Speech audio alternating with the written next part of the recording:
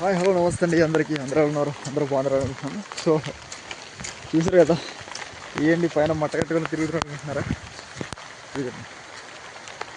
సరదాగా పొలాల్లోకి వచ్చాను అనమాట. పొలాల్లోకి వస్తే చూడండి వర్షం అనేది ఎలా పడుతుందో చూడండి. ఫుల్గా వర్షం.